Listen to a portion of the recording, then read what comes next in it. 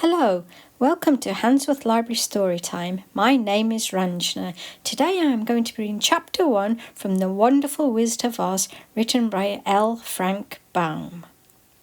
The Cyclone. Dorothy lived in the midst of the great Kansas prairies with Uncle Henry, who was a farmer, and Aunt Em, who was the farmer's wife. Their house was small, for the lumber to build it had to be carried by wagon many miles. There were 4 walls, a floor and a roof, which made one room. And this room contained a rusty-looking stove, a cupboard for the dishes, a table, 3 or 4 chairs, and the beds. Uncle Henry and Aunt Em had a big bed in one corner, and Dorothy a little bed in another corner. There was no garret at all, and no cellar, except a small hole dug in the ground called a Cyclone Cellar, where the family could go in case one of those great whirlwinds arose, mighty enough to crush any building in its path. It was reached by a trapdoor in the middle of the floor, from which a ladder led down into the small dark hole. When Dorothy stood in the doorway and looked around, she could see nothing but the great grey prairie on every side. Not a tree nor a house broke the broad sweep of flat country that reached the edge of the sky in all directions. The sun had baked the ploughed land into a grey mass, with little cracks running through it. Even the grass was not green, for the sun had burned the tops of the long blades until they were the same grey colour to be seen everywhere. Once the house had been painted, but the sun blistered the paint and the rains washed it away, and now the house was as dull and grey as everything else.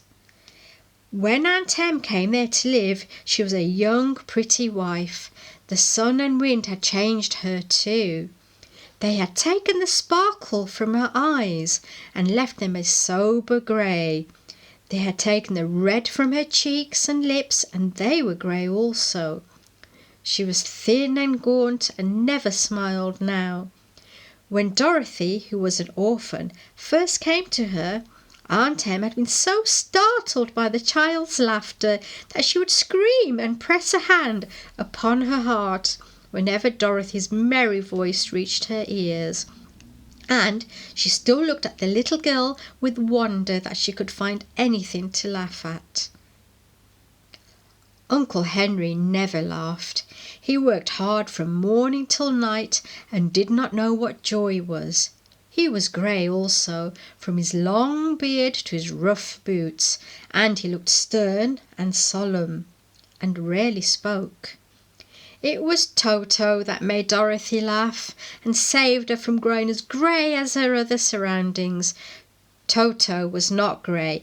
He was a little black dog with long silky hair and small black eyes that twinkled merrily on either side of his face and his funny wee nose.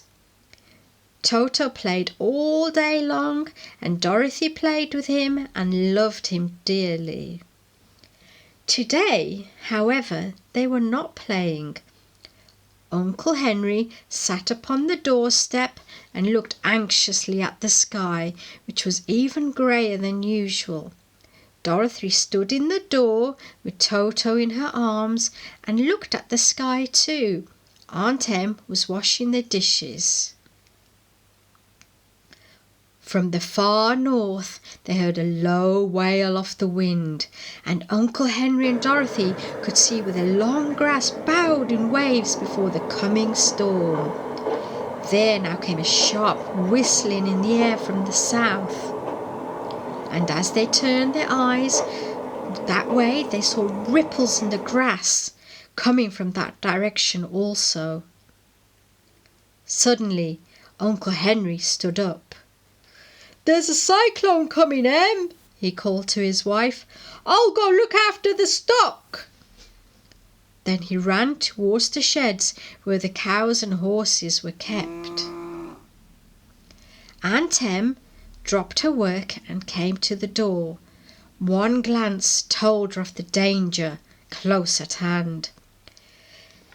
"Quick, Dorothy!" she screamed. "Run for the cellar!" Toto jumped out of Dorothy's arms and hid under the bed, and the girl started to get him. Aunt Em, badly frightened, threw open the trapdoor in the floor and climbed down the ladder to the small dark hole. Dorothy caught Toto at last and started to follow her aunt.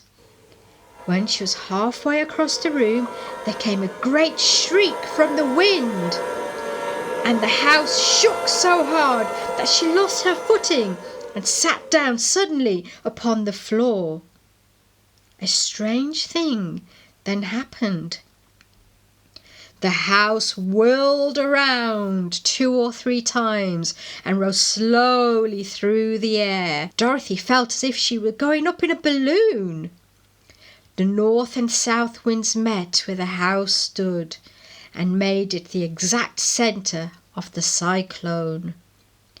In the middle of a cyclone, the air is generally still, but the great pressure of the wind on every side of the house raised it up higher and higher until it was at the very top of the cyclone, and there it remained and was carried miles and miles away as easily as you could carry a feather. It was very dark and the wind howled horribly around her. But Dorothy found she was riding quite easily. After the first few whirls around, and one other time when the house tipped badly, she felt as if she were being rocked gently, like a baby in a cradle. Toto did not like it. He ran about the room, now here, now there, barking loudly.